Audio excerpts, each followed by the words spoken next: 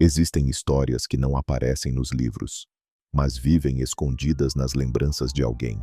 Histórias sobre escolhas, encontros e momentos capazes de mudar uma vida inteira.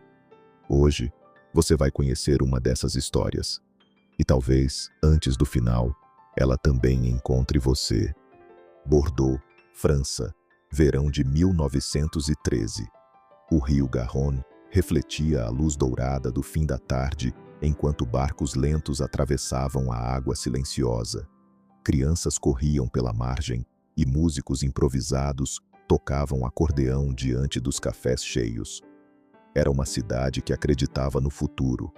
Ninguém ali imaginava que aquele seria o último verão tranquilo por muitos anos. Thomas Renault trabalhava no estaleiro naval desde os 16 anos. Tinha mãos fortes, marcadas por madeira e metal, e um sorriso fácil que fazia desconhecidos confiarem nele rapidamente. Todas as tardes, ao terminar o trabalho, caminhava até a livraria da Rue Sainte-Catherine. Não pelos livros, mas por Élodie Martin. Ela ajudava o pai atrás do balcão desde menina. Conhecia autores, datas e histórias inteiras decoradas. Mas o que realmente chamava a atenção era sua calma. Élodie escutava antes de falar. Thomas demorou semanas para reunir coragem suficiente para entrar apenas para conversar. Comprou um livro que nunca leu, depois outro, até que o pai dela começou a sorrir discretamente sempre que o via chegar. O amor nasceu sem anúncio, sem grandes declarações, apenas presença constante. Naquele verão, passaram a caminhar juntos todas as noites até o rio. Falavam sobre casas futuras, filhos imaginários, viagens que talvez nunca fariam. O mundo parecia previsível, seguro, até o dia em que chegaram os jornais. As manchetes falavam de alianças militares, tensões, mobilizações, assassinatos políticos distantes demais para parecerem reais. Thomas ignorou no início. A maioria ignorou. Guerras pertenciam ao passado, pensavam. Mas em agosto de 1914, os sinos tocaram diferente. Homens foram convocados. Filas formaram-se diante dos escritórios militares. A cidade inteira mudou em poucos dias. Thomas recebeu a ordem numa manhã chuvosa. Apresentar-se em 3 dias. Élodie leu o documento 2 vezes, como se as palavras pudessem mudar. Vai acabar rápido, disse ele, tentando sorrir. Todos dizem isso. Ela não respondeu. Na noite anterior à partida, caminharam até o rio pela última vez. O vento era frio apesar do verão. Thomas segurou as mãos dela com força incomum. 2 anos, prometeu. No máximo, volto com dinheiro suficiente para abrirmos nossa própria livraria. Élodie tentou memorizar cada detalhe do rosto dele. Promete? Prometo. Ele tirou do bolso uma pequena moeda perfurada. Para você lembrar que sempre volto. Ela guardou a moeda junto ao coração. Na manhã seguinte, Thomas partiu junto a centenas de jovens que acreditavam estar indo viver uma aventura curta. Nenhum deles sabia quanto tempo realmente perderiam. As primeiras cartas chegaram rapidamente. Thomas descrevia companheiros barulhentos, treinamentos exaustivos e o frio inesperado das madrugadas no fronte. Sempre terminava da mesma forma. Conte os dias, eu também conto. Élodie respondia imediatamente. Falava da livraria, do pai, do gato que insistia em dormir sobre os livros novos. Tentava manter normalidade dentro das palavras, mas, conforme os meses avançaram, o tom das cartas mudou. As respostas demoravam mais. As frases tornaram-se curtas. Thomas passou a evitar descrições. Falava menos sobre o presente, mais sobre lembranças. Em 1916, as cartas começaram a chegar manchadas de lama. Algumas rasgadas, outras censuradas. Ainda assim, ele repetia, eu volto. Então, numa manhã de novembro, as cartas cessaram. Nenhum aviso, nenhuma explicação, apenas silêncio. Durante semanas, Élodie acreditou em atraso postal. Depois acreditou em transferência militar. Depois acreditou em ferimento leve. A esperança muda de forma antes de desaparecer. Em março de 1917, chegou o telegrama oficial. Thomas Renault, desaparecido em combate. A palavra desaparecido caiu como sentença incompleta. Não permitia luto verdadeiro, mas também não permitia seguir adiante. O pai tentou consolá-la. Amigos insistiam. Muitos retornam anos depois. Registros se perdem. Ainda pode estar vivo. Elodie agarrou-se a essa possibilidade. Continuou escrevendo cartas, mesmo sem resposta. Guardava todas numa caixa sob o balcão da livraria, como se, ao retornar, Thomas precisasse recuperar o tempo perdido através das palavras. A guerra terminou em 1918. Soldados voltaram, mutilados, cansados, mudados. Thomas não estava entre eles, mas Elodie continuou esperando, porque uma promessa para ela não tinha prazo de validade. Os anos após 1918 foram estranhos. Bordeaux reconstruía-se lentamente, mas havia uma tristeza invisível que pairava sobre a cidade. Homens voltavam sem braços, sem pernas, sem sonhos. Outros não voltavam jamais. Elodie permanecia na livraria. O pai envelhecera muito durante a guerra. As mãos tremiam ao organizar os livros, e ele falava menos do que antes. Muitos clientes perguntavam com cuidado excessivo: "Alguma notícia?" Ela respondia sempre com a mesma serenidade: "Ainda não." Mas à noite, sozinha no quarto, segurava a pequena moeda perfurada que Thomas lhe dera. Era fria, pequena, mas pesada demais para ser esquecida. Em 1921, o pai adoeceu gravemente. Elodie passou a dividir o tempo entre o balcão da loja e a cabeceira da cama dele. Pouco antes de morrer, numa madrugada silenciosa, ele segurou sua mão. "Você não pode viver presa a uma promessa que talvez nunca volte." Ela beijou a testa dele. "Eu não estou presa. Estou esperando." Ele suspirou, mas não discutiu. Após o funeral, a livraria tornou-se ainda mais silenciosa. E Elodie, aos 27 anos, parecia carregar uma idade que não correspondia ao rosto. Em 1923, um homem mancando entrou na livraria. Era inverno. O sino da porta tocou suavemente. Ele usava chapéu baixo, casaco pesado e mantinha o olhar atento demais para alguém que apenas buscava um livro. Elodie ergueu os olhos. Sentiu algo estranho. Não reconhecimento imediato, mas familiaridade. O homem aproximou-se do balcão. "Procuro algo sobre navegação", disse, voz rouca. Ela indicou uma prateleira próxima. Ele caminhou lentamente, apoiando-se levemente na perna esquerda. Quando virou o rosto para agradecer, Elodie sentiu o ar faltar. Os olhos eram os mesmos, cansados, mas os mesmos. Ela não disse nada. Ele também não. Pagou pelo livro, saiu, e o sino da porta voltou a tocar. Elodie permaneceu imóvel por longos segundos, tentando convencer-se de que era coincidência. Mas o coração não obedece lógica. No dia seguinte, o homem voltou. Comprou outro livro, falou pouco, mas permaneceu tempo demais dentro da loja, observando, como se estudasse o espaço. No terceiro dia, a cidade inteira estava coberta por neblina quando ele entrou novamente. Dessa vez, não foi até as prateleiras. Parou diante do balcão. Tirou o chapéu lentamente. O rosto revelava cicatrizes. Uma longa marca atravessava a sobrancelha esquerda. Outra descia pelo maxilar. Mas os olhos permaneciam inalterados. "Você me reconheceu no primeiro dia", disse ele em voz baixa. Elodie não respirava direito. "Thomas?" Ele fechou os olhos por um instante, como quem recebe o próprio nome depois de anos esquecido. Sim. A palavra não foi alta, mas foi definitiva. O silêncio entre eles era espesso. Não era reencontro de romance, era reencontro de sobreviventes. "Fui capturado em 1916. explicou Thomas lentamente. Campo de trabalho forçado, depois hospital militar, documentos perdidos. Eu tentei escrever, mas nem sempre deixavam.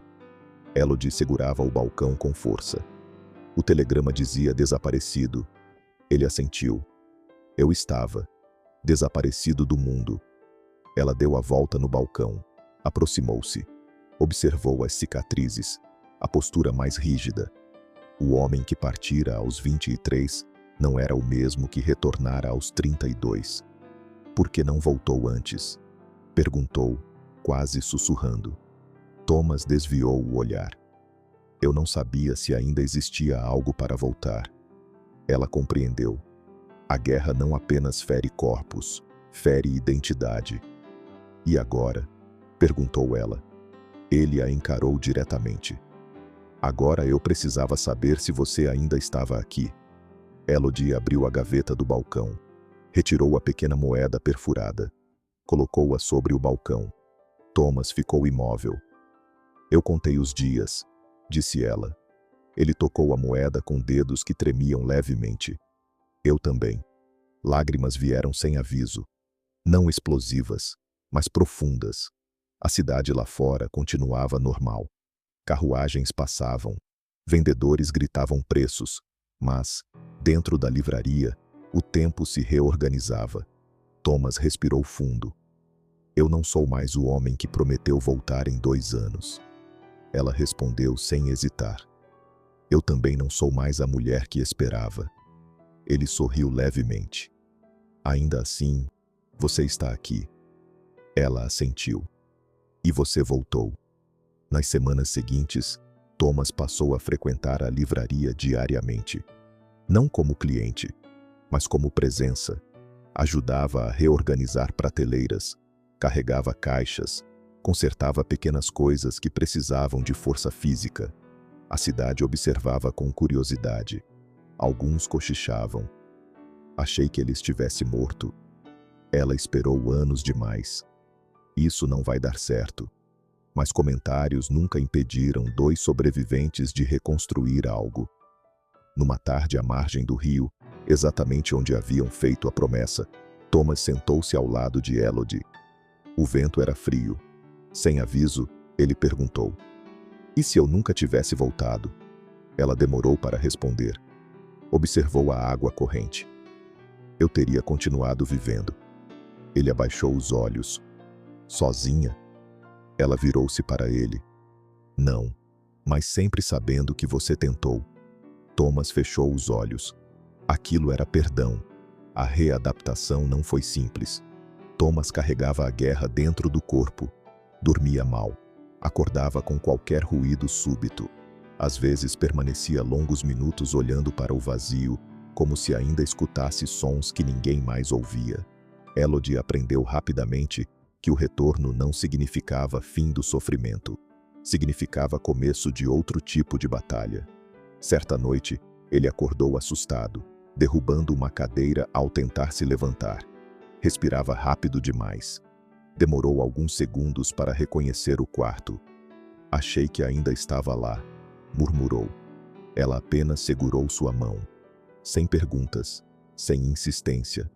A guerra ensinara a ambos algo semelhante. Nem toda dor precisa ser explicada para ser compreendida. A cidade, aos poucos, passou a aceitar o retorno de Thomas. Ele encontrou trabalho reparando barcos no porto. O movimento repetitivo ajudava. Madeira, ferramentas, silêncio, coisas previsíveis, coisas seguras. Mas havia sempre uma dúvida invisível entre eles. O amor sobreviveria ao tempo perdido? Na primavera de 1927, Thomas levou Elodie novamente ao rio. O mesmo lugar, a mesma curva da margem, mas agora havia rugas discretas nos dois. Experiência, ausência, sobrevivência. Ele carregava algo no bolso. Parou diante dela. Eu deveria ter feito isso antes da guerra. Retirou uma pequena caixa simples. Dentro, um anel modesto de prata. Nada luxuoso, feito por um ferreiro local semanas antes. Eu prometi voltar para casar com você. A voz falhou levemente. Demorei, mas voltei. Elodie sorriu através das lágrimas. Promessas não expiram. Ele colocou o anel em seu dedo. Nenhum aplauso, nenhuma testemunha. Apenas o som do rio. Casaram-se semanas depois. Cerimônia pequena. Poucos convidados. Mas havia algo raro naquele casamento. Não era início de amor. Era continuação interrompida. Os anos seguintes trouxeram estabilidade. A livraria prosperou novamente. Thomas ampliou o trabalho no porto. A casa tornou-se cheia de rotina tranquila. Em 1930, nasceu a filha deles, Marguerite. Thomas segurou o bebê como se fosse algo impossível. Durante muito tempo, acreditara que não viveria o suficiente para aquele momento. Elodie observava em silêncio. Sabia que cada gesto dele carregava gratidão. Certa noite, enquanto embalavam a criança, Thomas disse: "Às vezes penso nos homens que ficaram lá e sinto culpa por ter voltado." Ela respondeu suavemente: "Talvez você tenha voltado justamente para viver por eles também." Ele nunca esqueceu essa frase. Passou a viver com intensidade tranquila, como quem entende que o tempo não deve ser desperdiçado. Décadas passaram. A Europa mudou novamente. Outra guerra veio e terminou. Mas Thomas já não foi convocado. A idade e as cicatrizes o mantiveram em casa. A livraria tornou-se ponto conhecido da cidade. Crianças que antes compravam livros, agora levavam seus próprios filhos. Thomas envelheceu lentamente. Os cabelos embranqueceram, o passo tornou-se mais curto. Mas havia algo constante. Todas as tardes, ele e Elodie caminhavam até o rio. Sempre o mesmo banco. Sempre o mesmo silêncio confortável.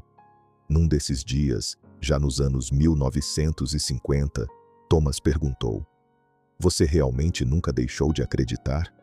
Ela pensou antes de responder. "Houve dias em que achei impossível, mas nunca deixei de querer que fosse verdade." Ele apertou a mão dela.